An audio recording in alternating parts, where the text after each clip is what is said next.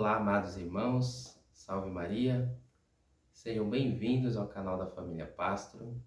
Eu sou Alisson Pastro e nós estamos aqui trazendo mais conteúdo para você na nossa série das doenças espirituais. Você que está chegando agora, né? Já se inscreve no canal, ativa o sininho aí para receber as notificações sempre que subir um vídeo novo aqui, né? Geralmente nós temos um compromisso semanal aqui com vocês, né? Então, um vídeo por semana aí para você conferir aqui conosco, né? Deixe o seu joinha, né? Comente aí o que você está achando, né, do nosso conteúdo nos comentários, né? Lembrar você que nós também deixamos sempre aí na descrição do vídeo e no primeiro comentário fixado, né, do vídeo, o nosso e-mail, né, para contato aí, né? Para algum pedido de oração, enfim. Sinta-se à vontade aí para conversar conosco, tá bom? Então vamos lá, né? Nós estamos tratando, né, das doenças espirituais, né? E no vídeo passado nós falamos da paixão da ira, né? Que a ira, essencialmente, ela é uma paixão que ela não é boa nem má, né? Ela é amoral. Então é uma paixão que aí pode ser usada para o bem ou para o mal. Então primeiro nós entendemos o que é a paixão da ira, né? E aí sim, né, a partir disso, entendendo o que é a paixão da ira, né?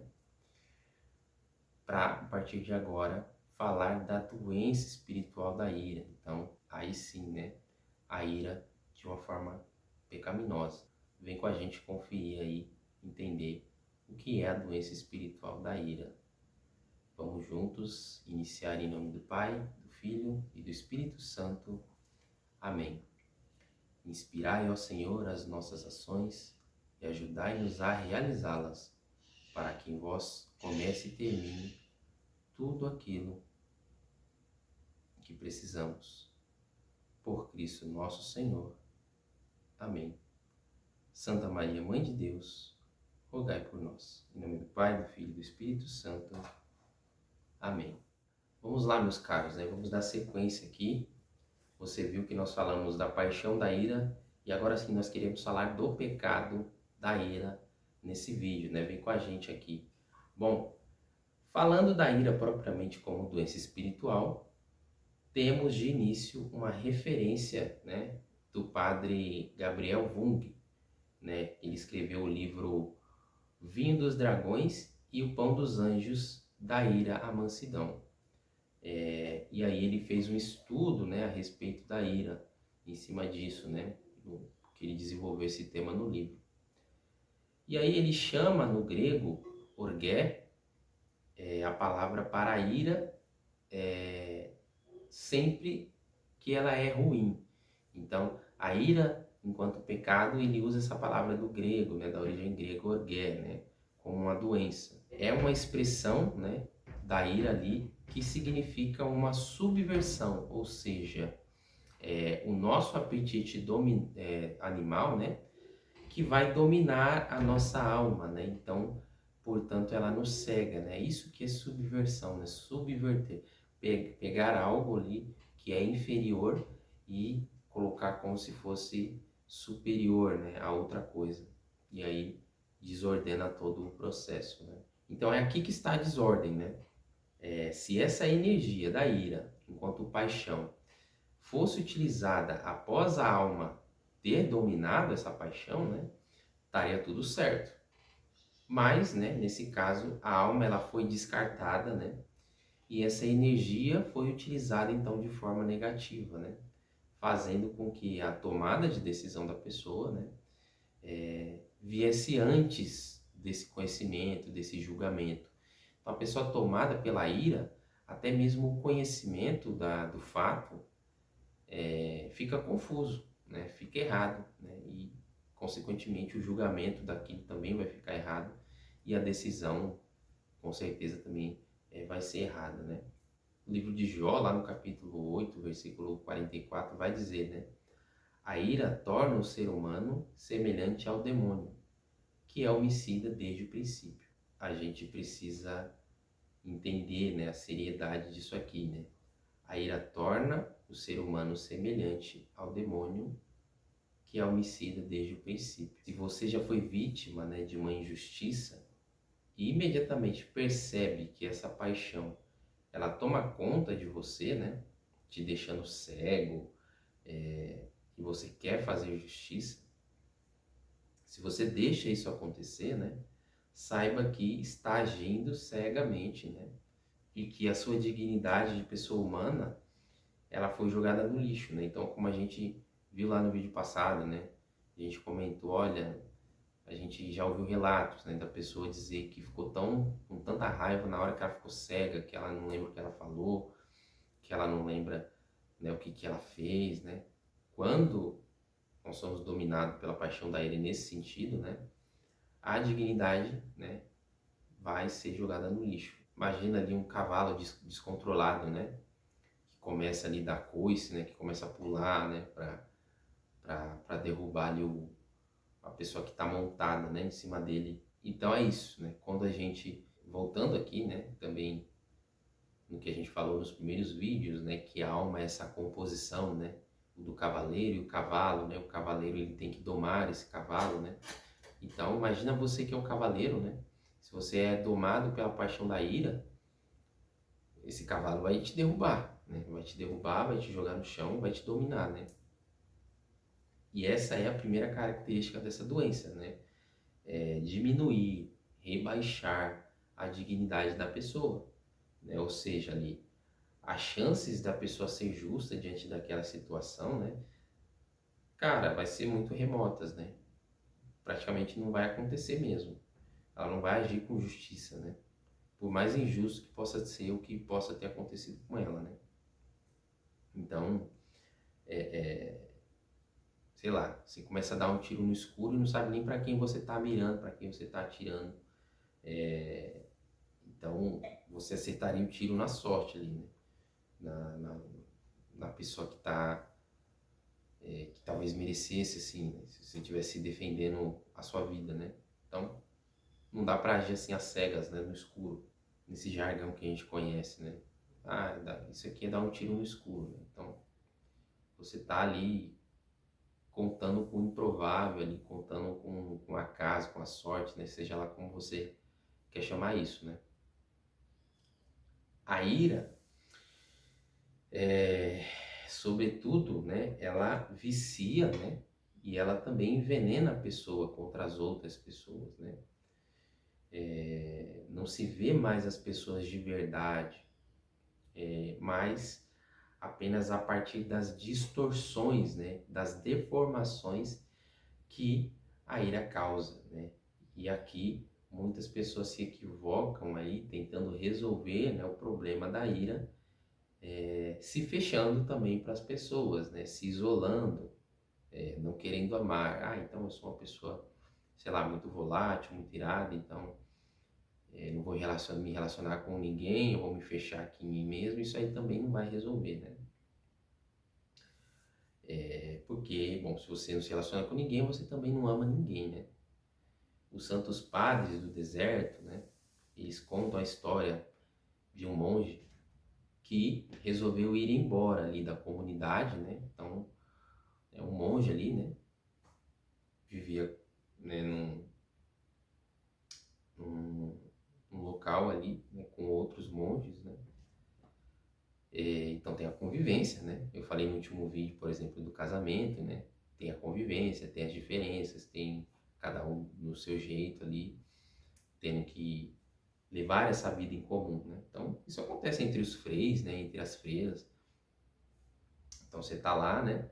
E esse monge ele resolveu ir embora dessa comunidade, abandonar essa convivência com os outros, né? Monges, porque ele achava, né, que a culpa dele sempre se irar era sempre dos outros irmãos. Ah, a culpa é desse irmão que fez isso e me deixou irado. A culpa é desse irmão que deixou de fazer aquilo e me deu raiva. Então isso está impedindo o meu crescimento espiritual, né, na minha santidade. Enfim, está sendo injusto comigo, né? Por isso eu vou embora, né? E aí ele resolveu ir embora, e aí ele se decidiu ser eremita, né? Se isolar, viver no deserto sozinho, sem ninguém. E ali, sozinho, né? Um dia ele estava pegando água, né? Com um cântaro ali e tal. E ele deixou a bilha de água cair, né? Deixou em pé e ela caiu. Então novamente ele se encheu, né? De raiva, né? Ele pegou, colocou de volta, né? Sabe quando você vai pegar um negócio, aí você põe e cai de novo, aí cai de novo, aí você se irrita? Aconteceu a mesma coisa, né? Com esse monge ali. E aí, enfim, 2, 3 vezes caiu novamente, né? E aí ele pegou a bilha, quebrou, espedaçou, ela jogou no chão, né? E com aquela fúria toda, né? Depois que passou, né, a raiva, a ira, né, aquele excesso diminuiu ali e tal, e ele voltou a si, né, respirou ali e tal, se acalmou, e aí ele foi convencido, então, né, que ele decidiu voltar para o mosteiro. Por quê? Porque ele viu que o problema não estava nos irmãos, né, na convivência, o problema estava nele, né, porque sozinho, sem ninguém ali, com as situações do dia a dia dele mesmo, ele continuou irado. Então, ele percebeu que não era culpa de ninguém, né? Que era uma questão interna, desordenada dele mesmo. De fato, é sempre necessário, né? Essa fadiga, essa paciência, né? E essa ajuda de Deus, né? Para a gente ordenar isso, mas às vezes a gente terceiriza, né? A gente acha que é os outros que tá fazendo a gente ficar com raiva, mas isso é uma desordem, né? Um descompasso nosso, né? Então, se você, né, meu irmão, minha irmã, quer se santificar, né, é necessário esse caminho, né? Não adianta a gente terceirizar a culpa, colocar a culpa no outro, que o outro fez aquilo e o outro fica me irritando, me atrapalhando, dificultando aqui a convivência e tal, não está colaborando aqui comigo, né, para minha santificação, né? Então, se você for por esse caminho, né, você vai se acomodar, você vai entrar na zona de conforto, você vai, né, viver como Gabriela, né? Eu nasci assim, cresci assim, então eu vou morrer assim, então eu vou continuar assim, né? Eu sou assim, pronto. Então as pessoas têm que parar de me irritar porque já me conhecem, então você começa a entrar nessa desculpa e você não luta mais contra isso, né? Isso aí vai te sabotando, né? Então é isso, né?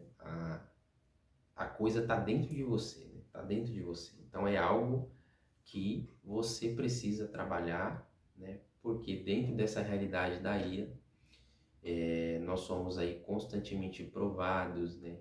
Levados a esses excessos irracionais, né? Isso vai nos atrapalhando, né? E, enfim, a ira, com certeza aí o pecado da ira é um dos principais aí que vai nos impedir de amar, né? Então, quando a gente quer amar, a gente precisa ver que dentro de nós existem duas realidades, né? A sensível, ligada à parte animal, que a gente vem falando, né? Que é aquela vontade que é contrariada, né? Então, isso vai fazer com que a ira se manifeste dentro de nós, né? De uma forma irracional, se ela está descontrolada. E nós temos o amor propriamente dito, que faz o quê? O homem se contrariar por amor. Aquilo que nos contraria, se a gente se deixa levar por essa parte animal, a ira vai se manifestar de forma desordenada. Agora, se aquilo que nos contraria e a gente aceita, e muitas vezes nós mesmos nos contrariamos por amor, por um motivo, né? Por um motivo real, concreto, para amar, aí sim, né? Aí sim a gente começa a conseguir ordenar as coisas. Então, o animal irracional, ele pode ser contrariado, mas ele não pode se contrariar a si mesmo, né? E o homem que ama, ele é capaz de se contrariar a si mesmo, diferente do animal. Essas duas contrariedades que são bem distintas, né? Então, uma impõe, né, a si mesmo livremente, né? E a outra é vítima ali, né? Que é contrariada. Então, como nós poderíamos querer crescer, né, no amor, se a ira tá solta, tá correndo solta dentro de nós, tá fazendo o que quer com a gente, né? Tá querendo matar o irmão, né? Em vez de querer dar a vida por ele, né? Então veja como é contraditório, né? Eu já mencionei isso aqui em outro vídeo, né? Porque o cume, né, do amor, né, do Senhor por nós é a sua paixão, né? Então nós cantamos isso na Sexta-feira Santa, né? Prova de amor maior não há que doar a vida pelo irmão. Então, o amor ele faz, né, a gente morrer para nós mesmos, né, pelo nosso egoísmo. O amor ele faz a gente dar a vida pelo outro. A ira faz a gente querer tirar a vida do outro, né, querer matar o outro de alguma forma, né, talvez não literalmente, né, mas matar aí dentro de nós, né, com o nosso egoísmo, com a nossa reação irada, tudo isso. Então, por isso que eu disse que a ira é das principais doenças espirituais que vai nos impedir de amar, porque ela vai no sentido exatamente oposto, né? O amor faz eu querer dar a vida, a ira faz eu querer tirar a vida. A gente tem que estar atento com isso, né? E aí, investigando mais, né, as raízes por trás, né, da ira, São Gregório Magno comenta, né, a passagem do Sermão da Montanha, né? E ele diz: ora, eu vos digo, todo aquele que tratar seu irmão com raiva, disser ao seu irmão imbecil, quem chamar seu irmão de louco, poderá ser condenado ao fogo do inferno. E diz, né, que a ira começa interiormente, né?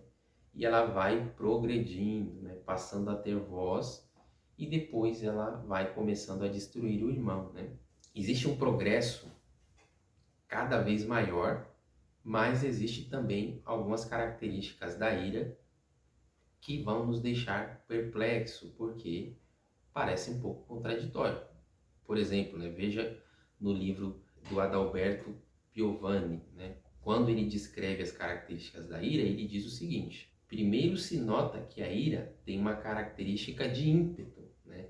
É algo que acontece de maneira impensada, irracional, subitamente, repentinamente, né?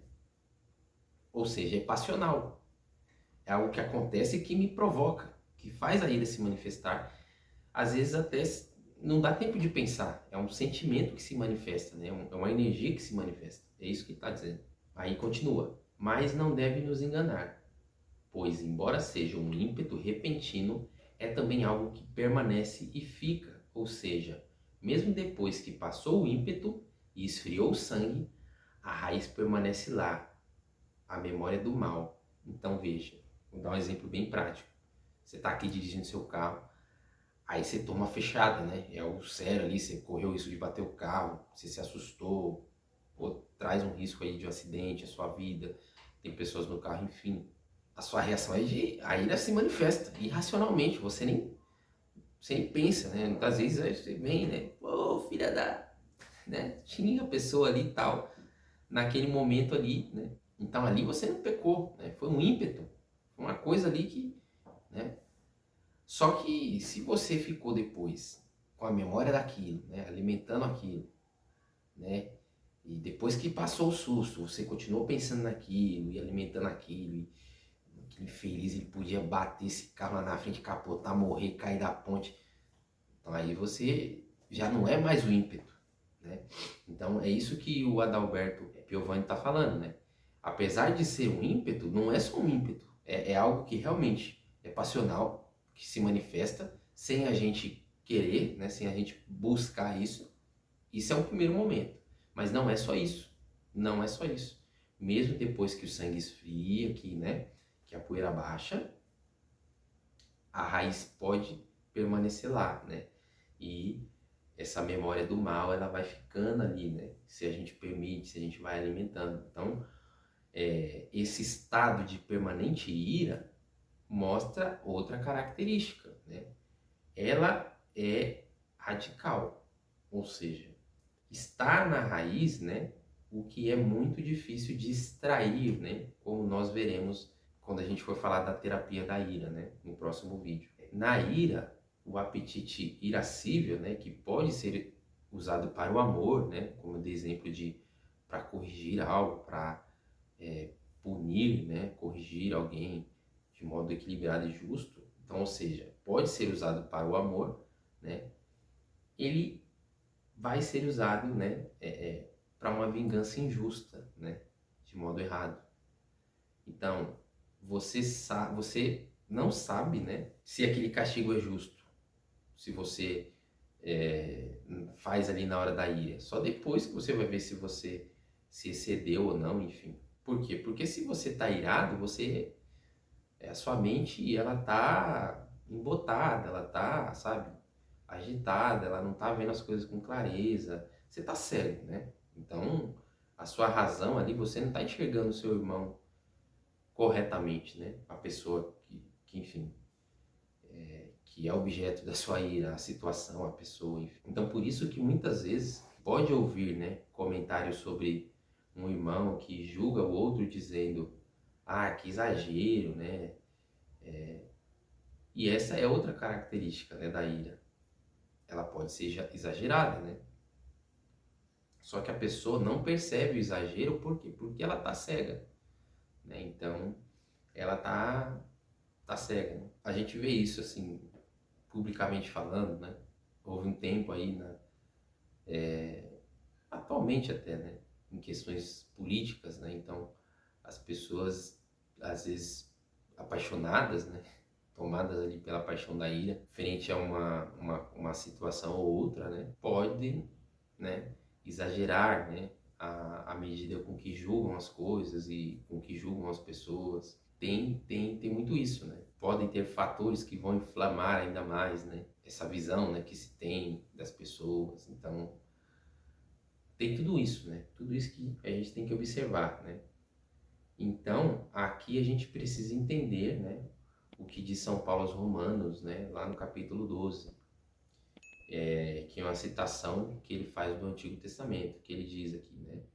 A mim pertence a vingança, eu retribuirei, diz o Senhor. Então, Paulo cita, né, o Antigo Testamento. Ou seja, nós devemos deixar a vingança para Deus, né? Ela não é para nós, né? Exceto no caso, nos casos das pessoas que possuem esses cargos, né? Funções, deveres sociais, que devem aplicar o castigo e punições, né? Colocar os limites, né? Mas é importante que não seja envolvido passionalmente, né? Deixando com que a ira se manifeste. Então, é claro, a justiça é para Deus, mas eu sou pai, eu tenho meus filhos. Então, eu exerço uma autoridade, né? Eu recebi essa incumbência, esse munus, né? Esse ônus de educar meu filho. Então, eu tenho essa autoridade, esse é meu cargo, essa é minha função. Então, isso me coloca numa condição de exercer essa autoridade responsável sobre meu filho. Se a gente vai para a sociedade, tem as leis, né? Então, as pessoas fazem as coisas erradas, né? Por que que a gente tem um problema sério no Brasil, né? De segurança pública? Porque a lei não funciona. No papel ela diz uma coisa, mas a gente tem um problema ideológico. Os juízes que estão se formando hoje, com raras e honrosas exceções, eles não estão mais olhando a letra fria da lei, né, para julgar. Enfim, estão sendo formados, né, e as faculdades estão envolvendo muito essas questões ideológicas, né? Então, a pessoa cometeu um crime, ela tem que ser tirada do convívio, ela não pode conviver com pessoas de bem, com pessoas que respeitam a lei, mas o juiz acha que a pessoa é uma vítima da sociedade e na audiência de custódia ela é solta, ela não fica nem presa. E às vezes ela cometeu um delito muito grave, ela tirou a vida de alguém, ela sabe,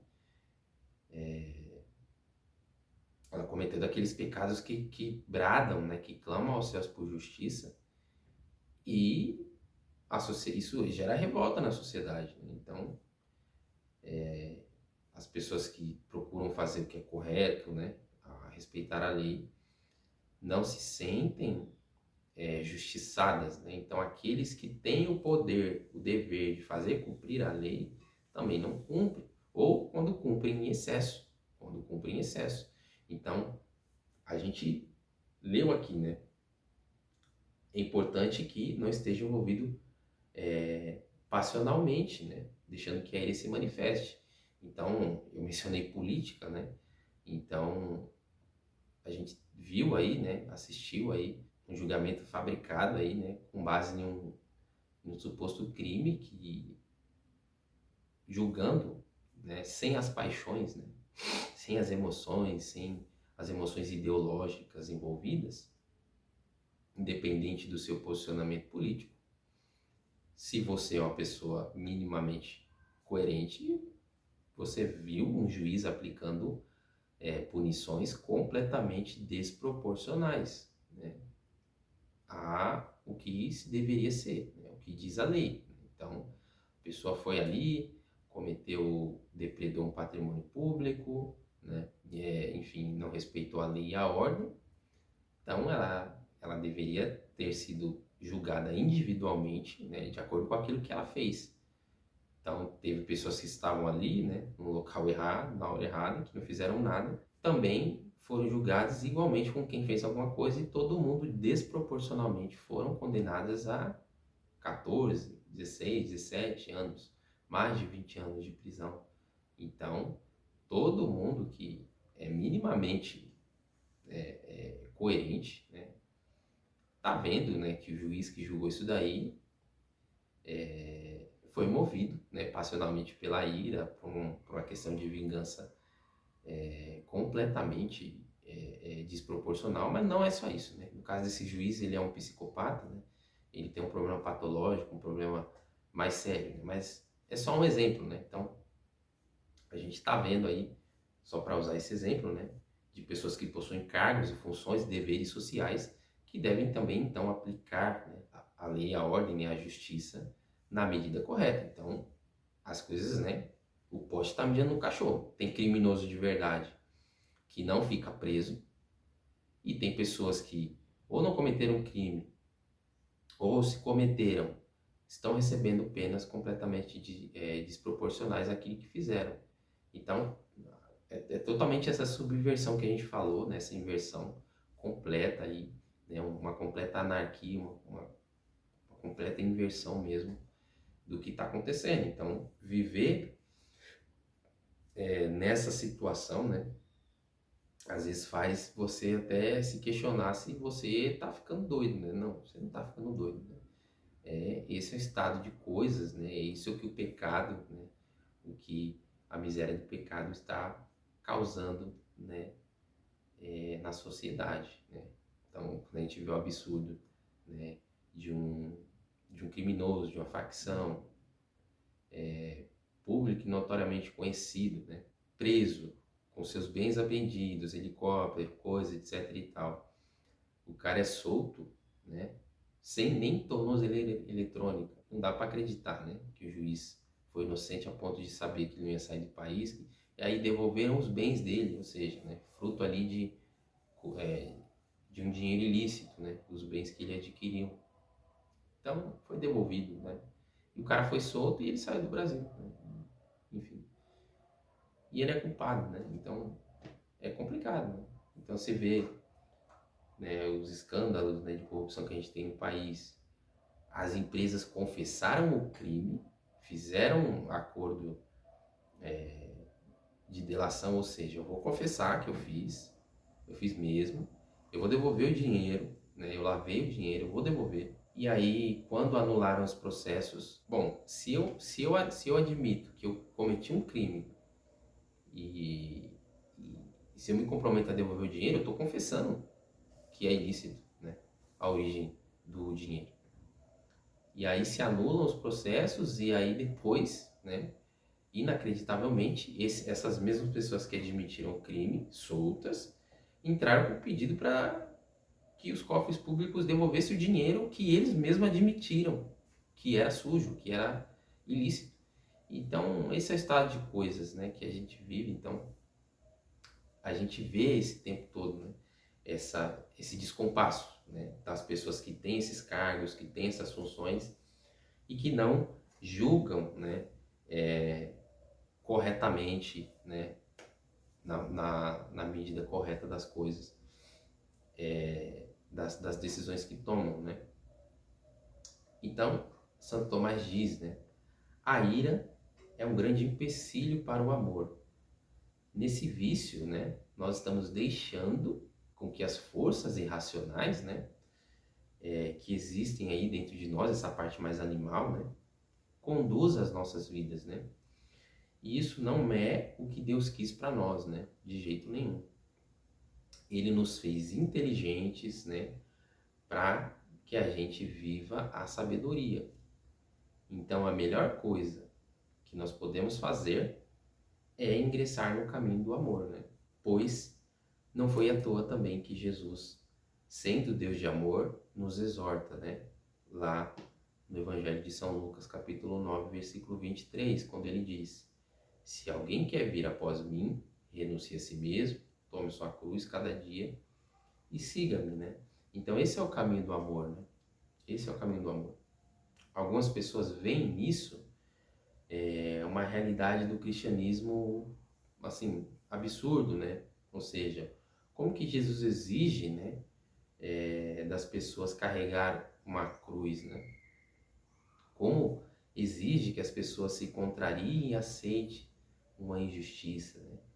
Mas é exatamente pelo fato, né, de que nós mesmos vamos, né, criando essas condições adversas para o amor, né, que a gente também vai se escravizando e a gente vai ficando incapaz de amar. Então, apesar dessas coisas que eu disse, né, dessas injustiças públicas, né, que a gente vê, né, então a gente é uma boa pessoa, a gente vê a injustiça com outra pessoa, ou a gente vê a pessoa que não pode conviver, né, na sociedade, sendo livre, e outras pessoas que não são culpadas sendo presas, né, isso é injusto, né, e aí a gente começa a questionar, né, começa a ver essas condições adversas, né, como é que eu vou amar no estado de coisa desse, né, como é possível?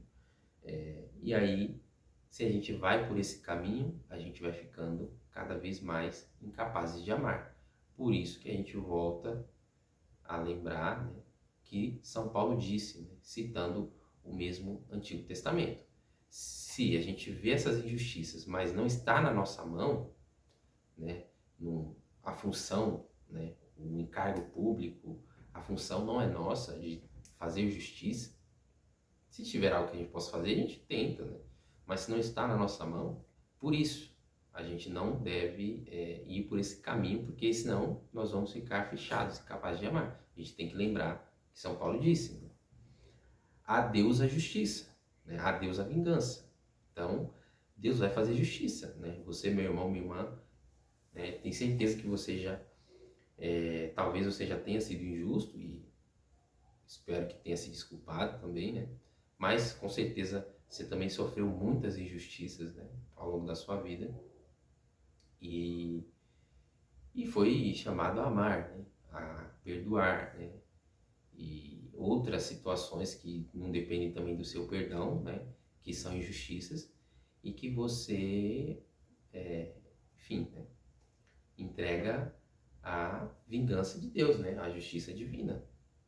Se você não tem nada que você possa fazer para reaver essa injustiça, então, né, não está no seu raio de ação, então você realmente entrega, né? Entrega a vingança a Deus, porque Ele é o justo juiz, então Ele vai usar a medida até correta, vai usar a medida correta para isso. Então, sei lá, né? Quantas vezes a gente, sei lá, fulano bateu no meu carro, derrubou minha moto, fez tal coisa, tô certo, ele tá errado, ele não quis me pagar, e aí, o que que você pode fazer, né? Você vai armar um jagunço para ameaçar a pessoa a te pagar? Vai usar de violência? Essa não é a saída, né?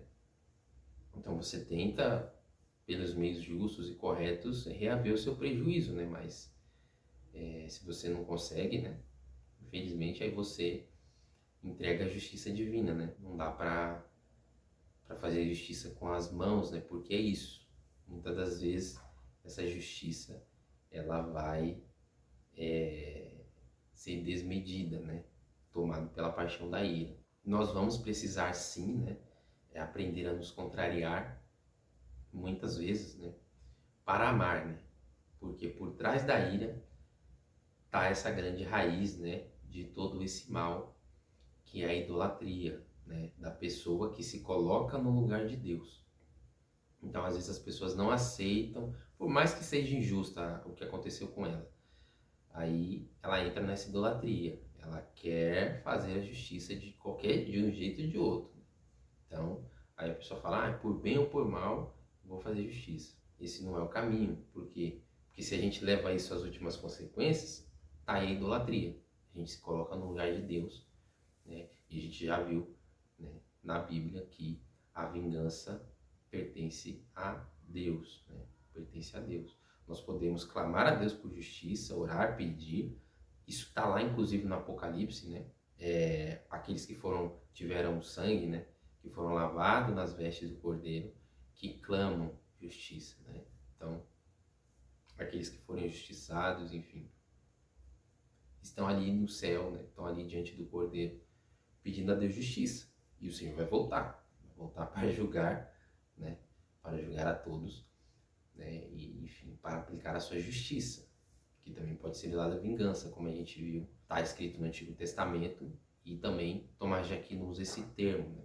Mas é a justa vingança, né? Na justa medida, na medida do juiz que é justo. Não é seja feita a minha vontade, né? A gente reza o Pai Nosso, seja feita a tua vontade, Senhor. Então, a gente precisa ver, né, que, por exemplo, todas as crianças mimadas, né, elas também são crianças iradas e por isso também elas são tristes. Existe uma ligação interessante entre a ira e a tristeza. Eu acho que eu mencionei a ira, né, num breve momento, no vídeo anterior, né? Então existe essa ligação interessante entre a ira e a tristeza, que é apontada por São Gregório Magno, né? Que ele diz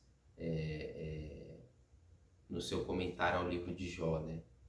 Ele diz o seguinte: da ira surge a tristeza, pois a mente perturbada, quanto mais se agita desordenadamente, tanto mais fica confusa. E quando perdeu a doçura da tranquilidade, de nada ela se alimenta, senão da tristeza que vem dessa perturbação. Então, São Gregório explica, né, como se começa com a raiva e depois da raiva você fica triste, né? Quando você vê aquilo que você fez, o seu excesso, você fica triste, né? E junto com a culpa, que é a próxima doença espiritual que nós vamos ver, né? A tristeza. E aí a gente percebe que nessa matéria das doenças espirituais, né? Que uma coisa ela vai se ligando e vai puxando outra, né? Por isso que a gente tem que olhar para todas as doenças espirituais, para os pecados capitais e tratá-los, né? Porque uma coisa vai desaguando na outra, né? Então, não é raro a gente perceber, né, que uma vez que a gente é acometido por uma grande raiva, né, a gente também tem essa profunda tristeza depois, né? Então, vejam que a ira, de fato, ela é um caminho de morte, um caminho de morte. Amém? Então é isso, né? Nós vamos ficando por aqui hoje, né? Um vídeo mais curto, mas é que quando a gente fala da ira enquanto paixão, né? Nas comparações a gente já vai vendo o que é bom e o que é mal, né? Então, aqui falando da doença espiritual da ira, é isso que a gente viu, né? Que ela nos impede de amar, que ela nos leva para esse egoísmo, que no fim, né? Ao fim e ao cabo, ela nos leva à idolatria, da gente querer até em situações fazer justiça com as próprias mãos, querer fazer justiça, nos colocar no lugar de Deus. Claro, se a gente está numa posição em que Deus nos deu essa autoridade, né? Toda autoridade vem de Deus, né? Então, até mesmo a igreja, por que que a igreja ela ora, né, para os governantes, enfim, todos aqueles que têm essa incumbência, nesse poder para, né, essa autoridade para decidir, né, tomar decisões que mudam o rumo das coisas, né? Porque é uma autoridade que vem de Deus, né? Então, Jesus, quando está preso ali, prestes a ser crucificado, né, E Pilatos está ali o interrogando, questionando, né? E ele diz, olha, você não teria esse poder sobre mim, né? Se eu não permitisse. Então, essa autoridade vem de mim, vem de Deus, né? E quem te entregou tem mais culpa, tem maior culpa, né? Porque sabendo que você é uma autoridade, tem que tomar essa decisão, né? E está ali me acusando de algo que eu não fiz. Então, quem me entregou a ti, né? Tem maior culpa. Então, nós que podemos ter alguma autoridade sobre algo, né? Você que é pai, você que é mãe, você que ocupa algum cargo na sociedade, enfim, que é autoridade, que é um diretor de escola, um coordenador, um gerente numa empresa, você tem algum, né? As suas decisões vão ali afetar, né? Todo um entorno, essas coisas, né? Se você está nessa posição, ok, né? Você ore, peça a Deus que te dê sabedoria para que você não tome decisões em momento de ira, nada disso, né? Agora, se é uma situação que não está no seu alcance, né? Que você não exerce uma autoridade para aplicar a justiça sobre aquilo, você tem que, talvez humanamente, né? Falando, procurar quem possa exercer, né? Alguém te lesou, você pode, é justo, você pode processar, né? Você pode tentar reaver, fazer justiça, né? Fazer com que uma autoridade civil aplique a justiça para ressarcir o seu prejuízo, beleza. Mas se nem assim foi possível, né? Aí você entrega, né? Confia à justiça divina, porque se você se deixar levar pela ira, né? Vai acontecer isso. E aí você vai tomar o lugar de Deus, né? Vai querer ser Deus e vai querer aplicar a justiça conforme a lei que você fez na sua cabeça, né? Seja ela qual for, né? Então, temos que tomar muito cuidado com isso, né? Amém? Então, no próximo vídeo nós vamos ver a cura, né, da doença espiritual da ira, né? Quais são os conselhos práticos aí, os caminhos, né, que nós devemos trilhar, buscar para curar, né? Desde as coisas pequenas, né? A gente falou de muita coisa aqui, né? Nesses dois vídeos, né? A gente falou lá do exemplo do eremita, né? Que percebeu que a ira estava nele, né? Que conseguiu se irar com um vaso de água caindo ali no chão, né? Muitas vezes a gente se irrita com coisa pouca, com uma coisa assim, né? Cai um negócio no chão, a gente pega, cai de novo, pega, cai de novo. A gente vai se irritando, vai perdendo ali facilmente a calma, né? Então, a gente vai ver no próximo vídeo quais são os conselhos práticos, né, para a gente realmente começar a amar, né? Parar, né, no primeiro momento, parar de nos impedir de amar, porque a ira faz isso, né? Então, se a gente se ira com qualquer coisa nas nossas relações, isso vai nos impedir de amar as pessoas que convivem conosco, né? Então, a gente precisa, no primeiro momento, cessar, né, equilibrar, né, silenciar ali no momento da raiva, para que a gente comece a tomar decisões mais racionais e aplicar, né, a paixão da ira nos momentos que sejam necessários e também na medida necessária. A gente vai ver como fazer isso no próximo vídeo, amém? Muito obrigado, né, pela sua presença aqui, por estar aqui acompanhando o nosso conteúdo.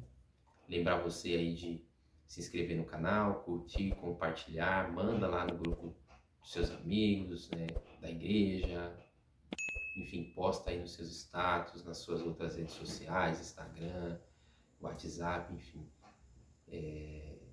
Se você realmente acha que esse conteúdo está te ajudando, né, também pode ajudar outros irmãos. Então, compartilhe aí, né, nos ajude a evangelizar, tá bom?